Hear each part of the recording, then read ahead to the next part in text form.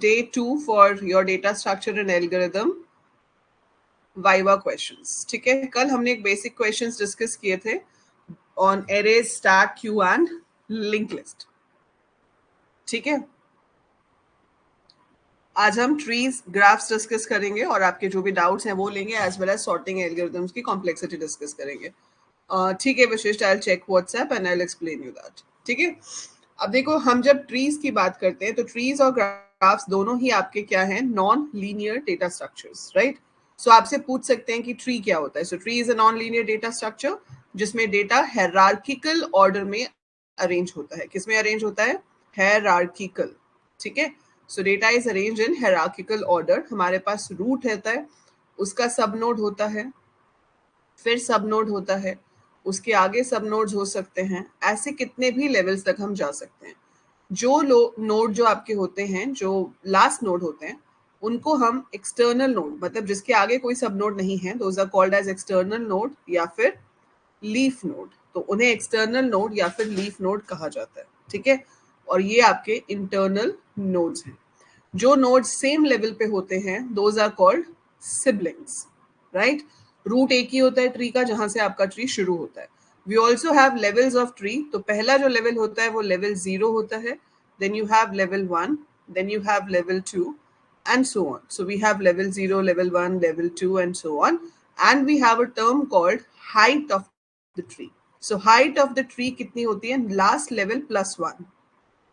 So basically it is number of levels in the tree. तो अगर आपके tree में 3 लेवल्स हैं तो आप कहोगे कि आपकी जो हाइट है ट्री की वो 3 है, जबकि उसमें लेवल 0, लेवल 1 और लेवल 2 होगा. ठीक है,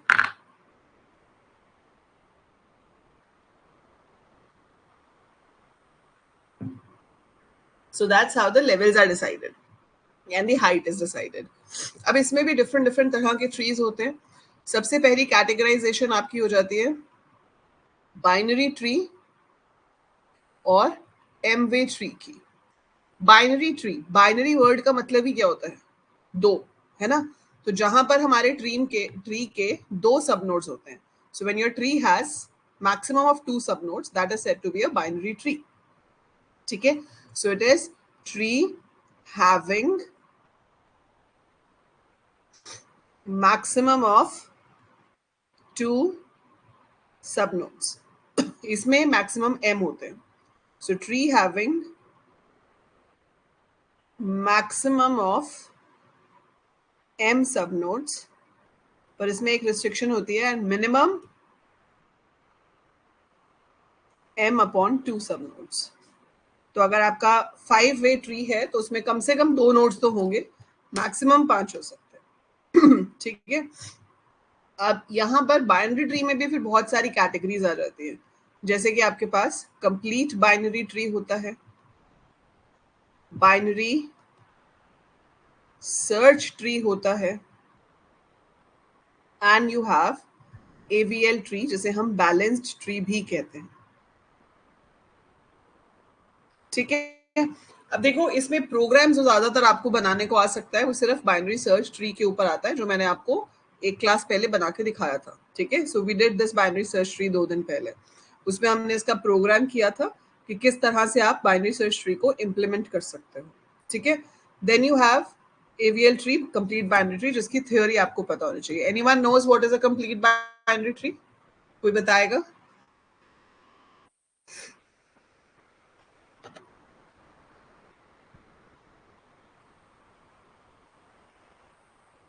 So complete binary tree is a binary tree where each node has 0, 1 और 2 subnodes.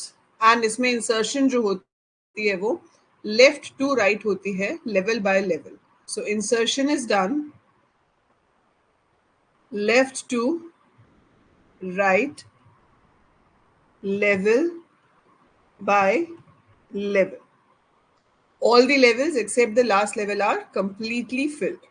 और इसमें अगर आपको मैक्सिमम नंबर ऑफ नोड्स एक लेवल पे निकालना हो तो you have this formula, that is 2 raised to the power n minus 1. जैसे आपका ये लेवल 0 है, सॉरी प्लस 1, सो ये आपका लेवल 0 है, तो 2 raised to the power 0 plus 1 is 1. ये लेवल 1 है, so 2 raised to the power 1 नहीं, मैं कुछ गलत कर रही हूँ, ये नहीं होता। आपके पास यहाँ पे 1 है, 2 है, 4 है, 8 है। सो दिस इज, अच्छा, it's only 2 raise to the power n, +1 या -1 नहीं करना, ठीक है। So 2 raise to the power 1, तो एक नोड है, सेकंड लेवल है, तो 2 raise to the power 2 is your 4 nodes, then 2 raised to the power 3 is 8 nodes, 2 raised to the power 4 is 16 nodes. तो वो आपके मैक्सिमम नंबर ऑफ नोड्स हो जाते हैं एक पर्टिकुलर लेवल पे। हाँ, लेवल के नंबर को अगर हम L कह रहे हैं तो हम ये कह सकते हैं 2 raised to the power L minus 1, L plus 1, sorry, क्योंकि 0 है तो हम 2 raised to the power 1 करेंगे, अगर लेवल 1 है तो हम 2 raised to the power 2 करेंगे। So that is your complete binary tree. So insertion is always done left to right, level by level. Last level को छोड़ के बाकी सारे नोड्स हमेशा फुल होते हैं, ठीक है। बाइनरी सर्च ट्री हमने डिस्कस किया ही था। बाइनरी सर्च ट्री में आपके पास 2 सब नोड्स हो सकते हैं और इसमें जो भी पेरेंट नोड होगा उसके राइट साइड पे हमेशा उससे बड़ी वैल्यू होगी, उसके लेफ्ट साइड पे हमेशा उससे छोटी वैल्यू होगी, and duplicates are not allowed.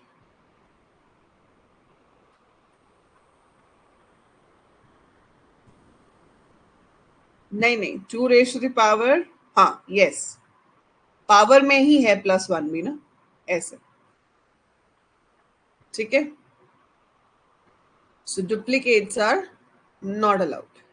So इसमें अगर एक वैल्यू आ चुकी है तो दोबारा से नहीं आती। राइट साइड पे हमेशा बड़ी वैल्यू आएगी, लेफ्ट पे हमेशा छोटी वैल्यू आएगी, उसे बाइनरी सर्च ट्री कहते हैं। पर अगर इसी बाइनरी सर्च ट्री में एक चीज ऐड कर दी जाए जिसे हम कहते हैं balancing factor, so we have a term called balancing factor. ये क्या होता है? हाइट ऑफ लेफ्ट सब tree minus height of right sub tree. For example, मेरे पास ये बाइनरी सर्च ट्री है,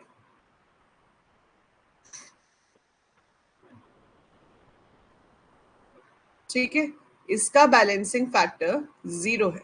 क्यों? क्योंकि इसके लेफ्ट पे हाइट कितनी है? 2, राइट पे भी कितनी है? 2, 2 माइनस 2 विल बी 0। इसके लेफ्ट में भी 1 है, 1 है, 1 माइनस 1 है 0, ठीक है। इधर भी ऐसे ही है।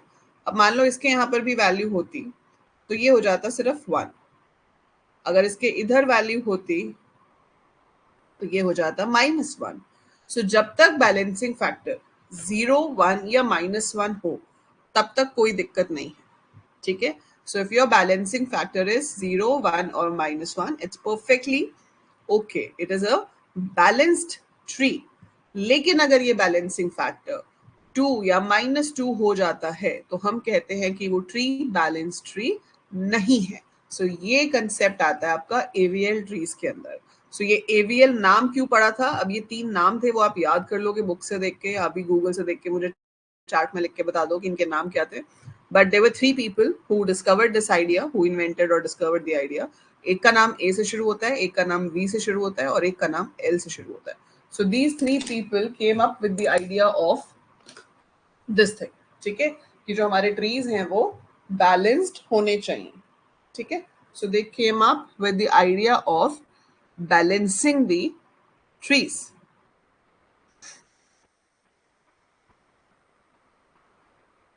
सो उन्होंने ये आइडिया निकाला कि 2 या -2 होगा तो हम क्या करेंगे? रोटेशन। हाँ, Adelson, Velsky and Landis, yes, these are the names, very good. So उन्होंने ये तरीका निकाला कि जब कभी ऐसा हो जाए तो हम रोटेट करेंगे ट्री को। रोटेट कैसे करेंगे? जैसे मान लो ये आपका ट्री है,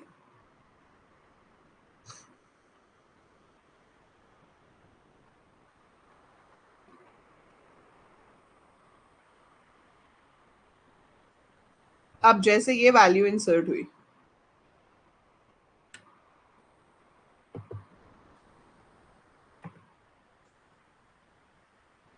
यहां तक अभी बैलेंस है, ठीक है। इसका क्या है? -1, क्योंकि इधर 1 है, इधर 2 लेवल है। इसका है 0। अब जैसे यहाँ 90 इंसर्ट होता है, ये -1 बन जाएगा, ये भी -1 बन जाएगा और ये बन जाएगा -2। देखो, इसके 30 के इधर 1 लेवल है, यहाँ 3 लेवल्स हैं। सो 1 - 3 इज -2, इसके इधर एक लेवल है, इधर 2 लेवल है, तो -1। इसके इधर 0 है, इधर 1 है, तो 0 - 1 इज -1। सो यहाँ पे इम्बैलेंस हो गया आपका। तो ज्यादा किस तरफ हो गया? राइट साइड पे। अब आपने कभी तराजू देखा है? तराजू होता है ना कुछ इस तरह से, ऐसे। इधर ज्यादा होता है तो इधर नीचे को हो जाता है, इधर ज्यादा होता है तो इधर नीचे को हो जाता है। तो अगर ये साइड नीचे हो गई है तो मुझे इसको बैलेंस करना है, तो क्या करना पड़ेगा? इसमें से कुछ सामान उठा के इधर रख देती हूँ, तो फिर थोड़ा बैलेंस हो जाएगा। ऐसे ही करते हैं ना। तो यहाँ भी हम रोटेशन के थ्रू बैलेंस करेंगे। ठीक है, अब रोटेशन कैसे होगी? जहां पर आपका -2 है, यहाँ पे रोटेट करना है, तो इसके बिल्कुल नीचे वाला जो है वो रूट बन जाएगा। सो इस 40 को हम रूट बना देंगे। इसके आगे जो पार्ट्स थे वो वहीं के वहीं हैं। ठीक है, अब चेंज क्या होगा कि आप इधर को घुमा रहे हो, तो 40 के इधर ये 30 आ जाएगा, पर अब 40 के इधर तो 35 था, वो कहाँ जाएगा? सो 40 खुद कहाँ पे था? 30 के राइट पे। सो 40 खुद कहाँ था? 30 के राइट पे। So since it was on 30's right, 35 will come over here. Now इसका बैलेंसिंग फैक्टर 0 है, इसका 0 है, इसका -1 है। सो ये आपका हो गया बैलेंस। ये सिंगल रोटेशन हुई है हमारी। ठीक है, we have rotated towards left side. Fine. So this is LL rotation. आपकी एक ही साइड आपने रोटेट किया और इट इज डन। सो जब राइट साइड पे ज्यादा हो जाए लेफ्ट पे रोटेट करेंगे, जब लेफ्ट पे ज्यादा हो जाए तो राइट पे रोटेट करेंगे। इसके वाइवा में पूछे जाने के चांसेस कम है, बस पूछ सकते हैं कि रोटेशंस क्या होती है, क्योंकि ये आपको एग्जाम में क्वेश्चन आएगा। जब आप थियोरी एग्जाम दोगे तो उसमें न्यूमेरिकल आपको आ सकता है, पर वाइवा में तो सिर्फ पूछ सकते हैं कि बैलेंस सर्च ट्री क्या होता है, रोटेशंस कौन कौन सी होती हैं, कब चाहिए होती हैं, तो वो आपको पता होना चाहिए। सो अगर एक ही जगह पे -2 या +2 है तो एक रोटेशन से काम चल जाता है। जैसे यहाँ पर एक रोटेशन से काम चल गया। ऐसे ही अगर मेरे पास इस तरह का होता कि I have something like this, और यहाँ पर एक इंसर्ट हो जाता, तो ये अब 2 बन जाता। सो दिस इज 1, दिस इज 1। अब ये इधर को रोटेट करेगा, तो 50 बन जाता रूट, सॉरी 50 तो रूट था ही, रोटेट करेंगे तो 40 बन जाएगा रूट, उसके आगे 50 और 75 रहेंगे, 40 के इधर 30 और 22 रहेंगे, और ये जो 45 है ये इसके इधर आ जाएगा। So this becomes balanced. तो रोटेशंस का पर्पस क्या होता है? ट्री को वापस बैलेंस करना। That's why we rotate. तो जब आपके पास पॉजिटिव, जैसे ये 2 है, ये 1 है, सेम साइन है, तो एक ही रोटेशन से काम हो जाता है। -2 -1 है, सेम साइन है, तो एक ही रोटेशन से काम हो जाता है। बट अगर ऐसे हो जाए कि मेरे पास, देखो राइट साइड पे ज्यादा है, -2 है तो इधर को शिफ्ट करना है, 2 है तो इधर को शिफ्ट करना है। ठीक है, जिस तरफ ज्यादा है उसके दूसरी तरफ शिफ्ट करोगे ना। अब जैसे ये है, इसमें मैंने यहां पे इंसर्ट किया 60, यहां पे 75, और इधर इंसर्ट हो गया लेट्स से 55। अब देखो इसका बना -2, लेकिन इसका कितना है? 1। इसका भी कितना है? 1। अब ये होगी गड़बड़ काम कि एक नेगेटिव है और उसके नीचे वाला जो है वो पॉजिटिव है। देख रहे हो? This is -2, this is 1, so this is negative, this is positive. तो जब ये चीज ही चेंज हो जाए तो क्या करेंगे? So if this thing is different then we need 2 rotations. तो इसमें वैसे हम रोटेशन हमेशा 2 या -2 पे करते हैं, बट अगर आपके पास ये सिचुएशन आ जाए तो एक रोटेशन यहाँ लगेगी पहले, उससे ये बन जाएगा 50, इधर आ जाएगा 60, 70, 75, 60 के इधर 55 रह जाएगा 35। अभी आप देखो बैलेंस नहीं हुआ है, बस इतना हो गया कि ये 1 की जगह -1 बन गया। अब आपको अपनी वही पुरानी वाली शिफ्ट फिर से करनी पड़ेगी। फिर यहाँ 60, 50, 35, 70, 75 एंड 55 गोज है। समझ रहे हो? तो जब एक नेगेटिव एक पॉजिटिव होता है बैलेंसिंग फैक्टर, तो 2 रोटेशंस लगती हैं। पहले जो 1 पॉजिटिव है उसको आपको -1 करना पड़ेगा, और फिर -2 पे जाके रोटेट करना पड़ेगा। अगर आप वो किए बिना -2 पे रोटेट कर दोगे तो आप देखना आपका ट्री बैलेंस नहीं होगा। नमस्ते उद्यांश, हो गई तैयारी? Is that clear? सबको समझ आ गया यहां तक? ठीक है, ऐसे ही अगर +2 और उसके नीचे -1 होगा तो वहां पे भी 2 लगेंगे, बट आपको ये करवाएंगे नहीं। आपको ना तो इसका प्रोग्राम बनाने को आता है, ना ही आपको वहां पे बैठ के ये करके दिखाना है। आपसे बस पूछ सकते हैं कि रोटेशंस क्या होती हैं और क्यों चाहिए होती हैं। That is the only thing which can be asked in your viva question. ठीक है, सो ये हो गया। बाकी एम वे ट्री होता है। एम वे ट्री में मान लो अगर 5 वे ट्री है, 5 वे ट्री में 4 डेटा होते हैं।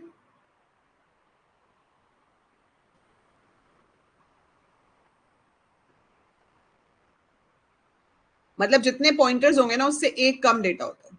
अगर एम वे ट्री है सो हम कहते हैं 4 कीज होती हैं, 5 पॉइंटर्स होंगे। सो यहां पर आपके पास वैल्यू 1, वैल्यू 2, वैल्यू 3, वैल्यू 4 होगी। एक पॉइंटर, दूसरा, तीसरा, चौथा, पांचवा, जो कि फर्दर का एड्रेस स्टोर कर सकते हैं। तो हर किसी में मिनिमम 2 सब नोड्स होंगे क्योंकि 5 है। इसको बनाने का तरीका उल्टा होता है, ये ऊपर की तरफ बढ़ता है। ऊपर की तरफ कैसे बढ़ता है? ठीक है, ये तो मेरे ख्याल से पूछा भी नहीं जाएगा आपसे, बट स्टिल मैं बता देती हूँ कि बाय चांस मान लो पूछ लिया तो यू शुड नो कि क्या होता है। अब देखो एम वे ट्री है ना, अगर आप 5 वे ट्री ले रहे हो, 5 वे वैसे बहुत बड़ा ले रही हूँ मैं, पर चलो अगर हम 5 वे ले रहे हैं या 3 वे लेके दिखाती हूँ। आप 3 वे ले रहे हो, 3 वे बहुत छोटा हो जाएगा, चलो 5 ही कर लो। 5 वे में पहली 4 वैल्यूज ले लो, सॉर्टेड ऑर्डर में लेनी है लेकिन। ठीक है, सो पहली 4 सॉर्टेड ही हैं हमारी बाय चांस। सो 30, 35, 40, 42, ये पहली 4 वैल्यूज आ गई सॉर्टेड में। अगली क्या आई? 55। अब जब 55 आएगा तो 5 वैल्यूज तो अलाउड नहीं है, 5 वैल्यूज अलाउड नहीं है, तो इसमें सेंट्रल वैल्यू निकालेंगे हम। सेंट्रल कौन सी है? 40। 40 चली जाएगी रूट पे, इधर एक नोड आ जाएगा, उसमें आ जाएगा 30 और 35। इधर एक एड्रेस आ जाएगा, उसमें आ जाएगा 42 और 55। तो रूट एक होगा, लेकिन अब सब नोड कितने हैं? मिनिमम 2 है ना, ऐसे बन जाता है। फिर आपके पास 18 आया, वो इधर इंसर्ट होगा। फिर 23 इधर, ये सॉर्टेड में इंसर्ट होता है हमेशा। फिर 45 आया, वो 42 और 55 के बीच में होगा। ठीक है, अभी तो मैंने बताया ही नहीं वशिष्ठ बेटा, सुनो तो सही पहले। ठीक है, 38 आया। अब देखो 38 जब यहाँ पे आता है, अब इसमें 5 हो गए, 5 तो अलाउड नहीं है, 4 होने चाहिए। इसका सेंट्रल वैल्यू क्या है? 30। सेंट्रल वैल्यू 30 है, वो ऊपर वाले नोड में जाके जुड़ जाएगी और अब उसके फर्दर 3 पॉइंटर्स हो जाएंगे। सो 30 से इधर जो नोड होगा उसमें बचेगा 18, 23। यहाँ पे एक पॉइंटर आ जाएगा, उसमें होगा 35, 38। यहाँ वाले पॉइंटर में होगा 42, 45, 55। ठीक है, सो एमवे ट्री की डेफिनेशन क्या है कि M way tree can store maximum of M sub nodes at any level except the root level obviously. ठीक है, तो किसी भी लेवल पे आपके पास मैक्सिमम एम सब नोड्स हो सकते हैं और मिनिमम उसमें कितने होंगे? M upon 2 sub nodes. और नॉर्मली जो आप बाइनरी ट्री बनाते हो वो ऊपर से नीचे की तरफ बनते हैं, है ना। हम रूट पे ऐड करते हैं, फिर नीचे ऐड करते हैं, फिर नीचे ऐड करते हैं। सो नॉर्मल ट्रीज ऊपर से नीचे की तरफ जाते हैं, ये उल्टा होता है, ये नीचे से ऊपर की तरफ जाता है। So we go from bottom towards the up. तो आपने पहले अगर 5 वे ट्री ले रहे हो तो आपके पास 4 की होंगी, 5 आपके पास पॉइंटर्स होंगे। तो हमने पहली 4 वैल्यूज को ले लिया सॉर्टेड ऑर्डर में। जैसे ही 5वीं वैल्यू आई तो 5वीं की अलाउड नहीं है, तो आपने सेंट्रल वैल्यू को रूट बना दिया, लेफ्ट वाले एक साइड पे आ गए, राइट वाले एक साइड पे आ गए। फिर आपने वैल्यूज को इंसर्ट किया इन सॉर्टेड ऑर्डर ओनली। 18 आपका इधर आ जाएगा, 23 इधर आ जाएगा, 45 इधर चला गया, 38 इधर आया तो यहाँ 5 हो गए। 5 अलाउड नहीं है तो 30 ऊपर, ये ऐसे शिफ्ट होगा। ठीक है, ऐसे ही हम ऐड करते जाएंगे। जैसे अब मैंने यहाँ पर 52 ऐड किया तो मेरे पास यहाँ पर ऑलरेडी 42, 44, और 55 थे, तो 52 इसमें ऐड होगा, 56 भी इसी में आएगा। अब फिर 5 हो जाएंगे, 5 हो जाएंगे तो ये 52 फिर ऊपर चला जाएगा। सो अब आपके पास बन जाएगा 30, 40, 52। सो 30 से इधर क्या बचा मेरे पास, 18 एंड 23। इसके बीच में क्या है, हाँ ये सॉर्टेड ऑर्डर है, ये जरूरी है, it will always be in sorted order. So this will be 42 to 45 और इसके इधर होगा आपके पास 55 and 56. So that is how your MV tree is created. But again ये चीज आपको वाइवा में नहीं पूछ सकते, ठीक है। वाइवा में आपको पता होना चाहिए, मतलब आपको बोलने जितना आना चाहिए, ज्यादा से ज्यादा आपको कोई डायग्राम बना के पूछ लेंगे कि बताओ ये कौन सा ट्री है, राइट। सो ये तो अभी इंसर्शन है, इसमें ट्री में, बाइनरी सर्च ट्री में डिलीशन भी होती है कि आप डिलीट कैसे करते हो, वो अभी देखते हैं। बट उससे पहले, क्योंकि उसके चांसेस ही बहुत कम होते हैं, it's not usually not covered in general data structures. जब हम एडवांस डेटा स्ट्रक्चर एल्गोरिथम करते हैं फिर तो एवीएल की कोडिंग भी होती है, डिलीशन की कोडिंग भी होती है, इसकी कोडिंग भी होती है, ठीक है। क्लियर है ये अभी सबको। दूसरा डेटा स्ट्रक्चर है आपका नॉन लीनियर में graph. So no specific order of connection.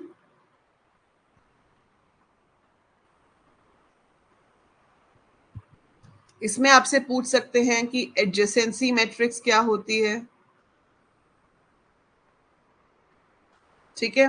Direct या अनडायरेक्टेड ग्राफ्स क्या होते हैं, directed graphs and undirected graphs. So जैसे कि मान लो मेरे पास ये ग्राफ है एक, अगर मैं इसमें एजेस को, ये क्या हो गए नोड्स, ठीक है, दीज आर योर नोड्स। अब इसके बीच में जो कनेक्ट कर रही हैं उनको हम कहते हैं edges. Now those edges can be arrowed or without the arrow. If they are with the arrow, so it's a directed graph. If it is without the arrow, it is undirected graph. ठीक है। अभी अगर ये arrows के साथ है तो इसकी एक मैट्रिक्स बनेगी 5x5, 5 नोड है तो 5x5 की मैट्रिक्स बनेगी, ठीक है। So it's a 5x5 matrix. इसमें वो बताता है किसकी किसके साथ एज है, ए की ए के साथ तो होगी नहीं, सो ए की बी के साथ एज नहीं है, बी की ए से है, तो वहां 0 होगा जहां पे एज नहीं होती। देन ए की देख लेते ना किसके साथ है, ए से कोई जा ही नहीं रहा, ए पे सारी एजेस आ रही हैं, तो जिस नोड के अंदर सारी एजेस आ रही होती हैं उसको हम सिंक नोड बोलते हैं, ठीक है। So sink node means that all the edges are coming on that node, उससे कोई जा नहीं रही है, ठीक है। ऐसे ही एक सोर्स नोड होता है जिसपे सिर्फ एजेस जा रही होती हैं, आती नहीं है। अब बी से ए तक जा रही है, बी से बी तक नहीं होगी, बी से सी तक जा रही है, डी और ई तक नहीं जा रही। सी ये है मेरा, सी से ए तक जा रही है, बाकी किसी पे नहीं जा रही, उस पे सिर्फ आ ही रही है। ये है डी। अब देखो डी से सिर्फ जा रही है तो ये क्या हो गया आपका सोर्स नोड। डी से ए पे भी जा रही है, डी पे नहीं जा रही, सी पे जा रही है, खुद पे तो जा नहीं सकती, ई पे भी जा रही है, और फिर जो ई है उससे बी पर जा रही है बस। सो ये क्या बन गई, एडजेसेंसी मैट्रिक्स, जो ये बताती है कि कौन से नोड्स एक दूसरे के एडजेसेंट हैं, साथ साथ हैं, ठीक है। So to know which node is with which other node we make adjacency matrix. Clear है।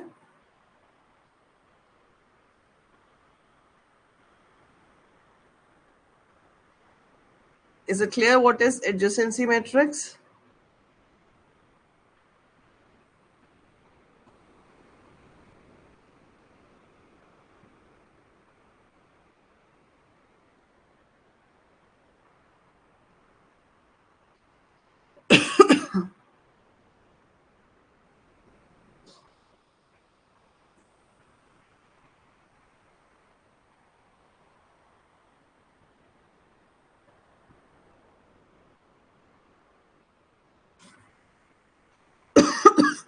ऐसे ही इसमें अगर आप वेट्स दे देते हो तो वेटेड मैट्रिक्स बन जाती है, मतलब आप बता सकते हो कि एक एज का वेट कितना है। जैसे अगर वो सिटीज को रिप्रेजेंट कर रही है तो हम ये बता सकते हैं एक सिटी से दूसरी सिटी में जाने में कितना टाइम लगता है।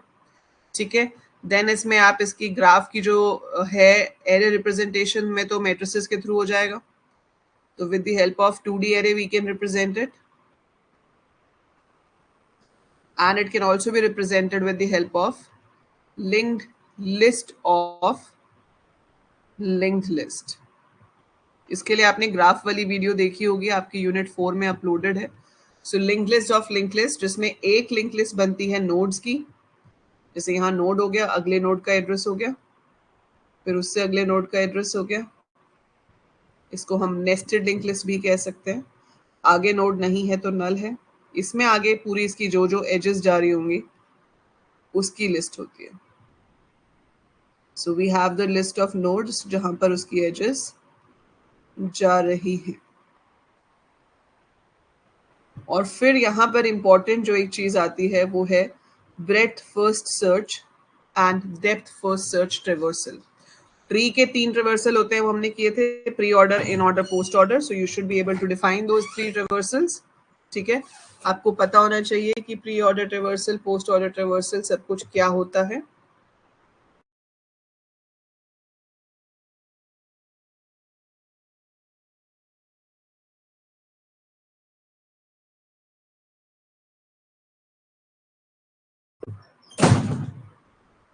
ये लिंक लिस्ट वाली रिप्रेजेंटेशन समझ में नहीं आ रही स्वाति?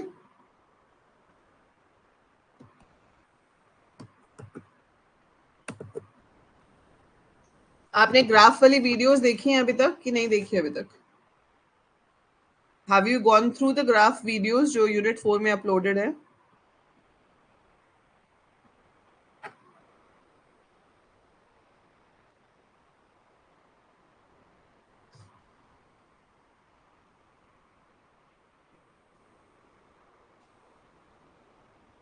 तो देखो ना बेटा, वो देखोगे तभी तो पता चलेगा। ये तो पूरा चैप्टर है, इसका पूरा कोड अगर मैं कराऊंगी तो 1 घंटा आपको ये समझाने में लग जाएगा कि लिंक रिप्रेजेंटेशन किस तरह से ग्राफ बनता है। ठीक है, तो आप एक काम करना, एक बार उसको देखना। So please watch those videos. ठीक है, and then let me know. कुछ भी समझ नहीं आता आप मुझे व्हाट्सएप कर सकते हो डायरेक्ट। ठीक है, मुझसे पूछ लेना कि मैम ये कंसेप्ट इसमें समझ नहीं आया। नहीं, वाइवा में ये नहीं बनवाएंगे, इसके बाद तो हम करेंगे ये भी वन शॉट सारे। अभी तो पूरा सिलेबस रिवाइज करेंगे वन शॉट्स में, उसमें जिस भी टॉपिक में प्रॉब्लम होगी उसको डिटेल में करेंगे। So we are starting one shots from Friday itself.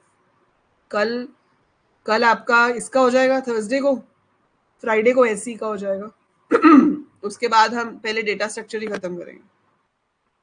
Theory के लिए बस आपको पता होना चाहिए, मतलब वाइवा के लिए आपको पता होना चाहिए कि ग्राफ रिप्रेजेंटेशन 2 तरीके से हो सकती है, एरे से जिसमें 2D एरे यूज होता है, या फिर link list of link list का कंसेप्ट यूज होता है। बस उतना याद रखो। ठीक है, ये पूछ सकते हैं आपसे कि ब्रेथ फर्स्ट सर्च में कौन सा डेटा स्ट्रक्चर यूज होता है। सो ब्रेथ फर्स्ट डेटा स्ट्रक्चर में, इसमें ब्रेथ फर्स्ट सर्च में क्यू डेटा स्ट्रक्चर यूज होता है, और डेप्थ फर्स्ट सर्च में स्टैक यूज होता है। बस ये याद रखना। ठीक है, दीज आर ग्राफ ट्रेवर्सल। अगर आपसे पूछ लेते हैं कि ग्राफ की ट्रेवर्सल टेक्निक्स बताओ, so graph traversal techniques are 2 techniques. Tree की ट्रेवर्सल कितनी है? 3। Preorder, inorder, postorder. Preorder का मतलब क्या होता है? Process the root first, process the left sub tree, process the right subtree. ठीक है, इन ऑर्डर होता है कि process the left, then process the root, process the right, and then you have postorder कि पहले left को process करो, फिर राइट को, और फिर रूट को। बीएफएस डीएफएस ये होता है बेटा, जैसे मान लो आपके पास ये ग्राफ है। नाउ ए के साथ ए और सी है एज में, B is connected to C and E, C is connected to A and D, D is connected to only B, E is connected to A and C, something like that. ये मेरा graph है। ठीक है, आपको कहा जाता है इसका ब्रेथ फर्स्ट सर्च ट्रेवर्सल करो। तो आप क्या करते हो, इसमें हर नोड 3 स्टेट्स में होते हैं, दोनों ट्रेवर्सल्स में। Initially every node is in ready state, मतलब it is ready to be traversed. So हर नोड रेडी स्टेट में है, it is ready to be traversed. हम फर्स्ट नोड से शुरू करेंगे। जो फर्स्ट नोड है इसको हम किस में डालेंगे? क्यू में। जैसे ही आप इसको क्यू में डालोगे इसका स्टेट हो जाएगा वेटिंग। ठीक है, फिर हम एक लूप लगाते हैं कि जब तक क्यू खाली ना हो जाए। क्यू से डिलीट किया, जो डिलीट होके आया उसको हमने प्रोसेस कर दिया और उसका स्टेट चेंज होकर प्रोसेस्ड हो गया। अब उसकी जो एज वाली लिस्ट है, क्योंकि हमने ए को प्रोसेस किया है, तो उसकी जो एज वाली लिस्ट है वो क्यू में चली जाएगी। सो बी और सी चले गए क्यू में और इनका स्टेट भी चेंज होकर वेटिंग हो गया। ठीक है, ये लिस्ट खत्म हो गई तो फिर से लूप चलेगा कि जब तक क्यू खाली ना हो जाए डिलीट करो। बी डिलीट होगा, बी प्रोसेस हो जाएगा। बी प्रोसेस होने के बाद उसकी एज वाली लिस्ट देखी जाएगी। सी ऑलरेडी क्यू में है तो दोबारा तो जाएगा नहीं। ई क्यू में नहीं है तो उसको क्यू में डाल दो, खत्म हो गई। तो फिर इसे अगला डिलीट कर लो। सी प्रोसेस हो गया। अब इसकी लिस्ट देखी, इसमें ए है वो ऑलरेडी प्रोसेस्ड है, डी क्यू में चला गया। फिर यहाँ से अगला डिलीट हो गया, ई प्रोसेस हो जाएगा। फिर इसके आगे ए और सी है, दोनों प्रोसेस्ड हैं तो कुछ भी अंदर नहीं जाएगा। फिर डी डिलीट होगा, डी प्रोसेस हो जाएगा। उसके आगे बी है जो ऑलरेडी प्रोसेस्ड है, क्यू खत्म हो गई। तो ये जो आया ये आपका ब्रेथ फर्स्ट सर्च ट्रेवर्सल है। आया समझ? कुछ समझ में आया कुछ क्या हो रहा है इसके अंदर? तो एक एक करके आप क्यू में डालते जा रहे हो। जिस नोड को आप क्यू में डालते हो उसी को पहली बार डिलीट करके प्रोसेस करते हो। उसकी जो एज वाली लिस्ट है उसको हम फिर क्यू में डाल देते हैं। फिर एक वैल्यू क्यू से डिलीट करते हैं, उसको प्रोसेस करते हैं। फिर उसकी जो एज वाली लिस्ट है उसको क्यू में डाल देते हैं, फिर प्रोसेस करते हैं। So we keep on doing this जब तक आपकी क्यू खाली ना हो जाए। समझ में आया? यही सेम चीज अगर स्टैक से की जाए तो वो डीएफएस हो जाएगा। अब जैसे पहले इसमें ए जाता, ए डिलीट हो जाता और ए प्रोसेस हो जाता। अब स्टैक में क्या जाता? बी और सी। जैसे इसमें क्यू में बी और सी गए थे, अब स्टैक में बी और सी जाता। लेकिन अब बताओ डिलीट कौन सा होता पहले? डिलीट कौन सा होगा पहले? इसमें पहले बी डिलीट हुआ था क्योंकि क्यू थी। ये स्टैक है, stack is last in first out, तो इसमें डिलीट होगा सी, तो सी पहले प्रोसेस हो जाएगा। फिर सी के आगे ए और डी है तो ये चला जाएगा। अब बी और डी है तो बी अभी पड़ा रहेगा क्योंकि इसमें से डी पहले प्रोसेस हो जाएगा। डी प्रोसेस हो गया, डी के आगे बी है वो तो ऑलरेडी क्यू में है, तो अब जाके आपका बी प्रोसेस होगा। फिर जब बी वाली एज की लिस्ट होगी तो ई जाएगा स्टैक में और फिर ई प्रोसेस होगा। So this is your depth first search. So breadth है मतलब लीनियर है तो क्यू हो गया। डेप्थ मतलब नीचे की तरफ जा रहे हैं तो जहां टॉप और बॉटम वाली चीज आ जाए मतलब स्टैक है। ठीक है, तो आपसे वाइवा में यही पूछ सकते हैं कि रेडी स्टेट क्या होती है, वेटिंग स्टेट में कब जाता है? जब वो क्यू या स्टैक में होता है। फिर जब वो क्यू और स्टैक से डिलीट हो जाता है तो वो प्रोसेस्ड स्टेट में हो जाता है। इनिशियली सारे रेडी स्टेट में होते हैं। ठीक है, ये हो गए। इसके अलावा आपको अब सारी सॉर्टिंग की कॉम्प्लेक्सिटीज याद होनी चाहिए। ठीक है, उनकी टेक्निक पता होनी चाहिए। You should remember the sorting techniques as well as their complexities. अब आपने एक व्हाट्सएप पे क्वेश्चन भेजा था मुझे, वो मैं खोल लेती हूँ। क्या क्वेश्चन है?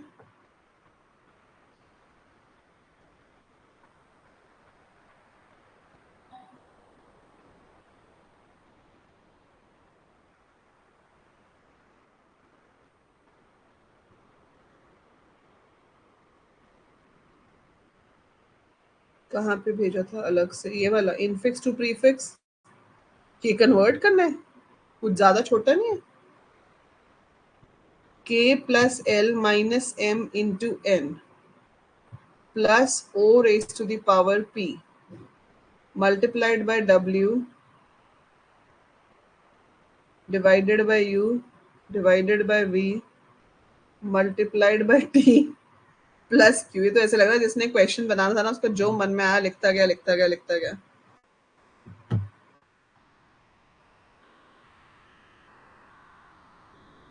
ठीक है, अब देखो इसको अगर आप प्रॉपर से करोगे तो पहले के आएगा तो पोस्टफिक्स में के चला जाएगा, प्लस आएगा तो स्टैक में प्लस जाएगा, फिर आया एल तो ये हो जाएगा के एल। अब जब माइनस आएगा तो प्लस माइनस एक साथ तो हो नहीं सकते, तो माइनस आएगा तो प्लस को बाहर निकालना पड़ेगा। Minus will go to the stack.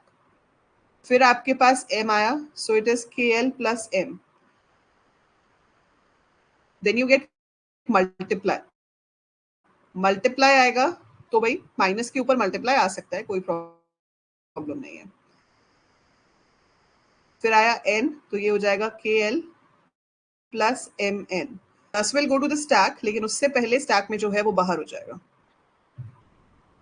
ठीक है, वो बताती हूँ अभी, 1 मिनट. ये मल्टीप्लाई माइनस बाहर हो गया, प्लस रह गया उसके अंदर, फिर ब्रैकेट शुरू हो गई, तो अब प्लस के ऊपर ब्रैकेट आ जाएगी. फिर आपका इसके पीछे ओ आ जाएगा, फिर रेस टू द पावर इधर आएगा, फिर पी आ जाएगा. जब ब्रैकेट क्लोज होती है, ठीक है, तो जितना भी कुछ होता है वो पॉप हो जाता है. तो यहाँ पर तो था ही सिर्फ ये, और वो ब्रैकेट भी रिमूव हो जाती है, तो आपके पास स्टैक में सिर्फ प्लस बचा. फिर आया मल्टीप्लाई, तो मल्टीप्लाई प्लस के ऊपर आ सकता है. फिर आपके पास आ गया W. फिर आया डिवाइड. अब डिवाइड मल्टीप्लाई के ऊपर नहीं आ सकता, तो मल्टीप्लाई बाहर आ जाएगा और यहाँ डिवाइड चला जाएगा. फिर हो गया U वाला डिवाइड बाहर आ जाएगा. फिर आया V, वो पीछे आ जाएगा. फिर आया मल्टीप्लाई, डिवाइड बाहर आ जाएगा, यहाँ मल्टीप्लाई हो जाएगा. फिर आया T, और फिर आया प्लस. अब जब प्लस आएगा तो ये वाला मल्टीप्लाई और प्लस बाहर आ जाएंगे और यहाँ सिर्फ प्लस रह जाएगा. जब एक्सप्रेशन खत्म हो जाएगी तो यहाँ पर प्लस आ जाएगा.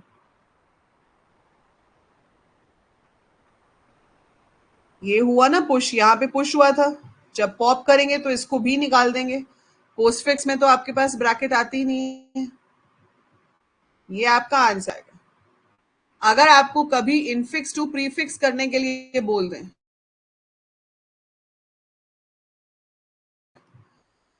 तो बहुत ज्यादा दिमाग नहीं लगाना. ये जो स्टेटमेंट लिखी है पहले इसका रिवर्स कर लो. ठीक है, मेक रिवर्स ऑफ दिस, और फिर उसका पोस्टफिक्स निकालो. जो पोस्टफिक्स आएगा उसका रिवर्स कर दो, वो आपका प्रीफिक्स होता है.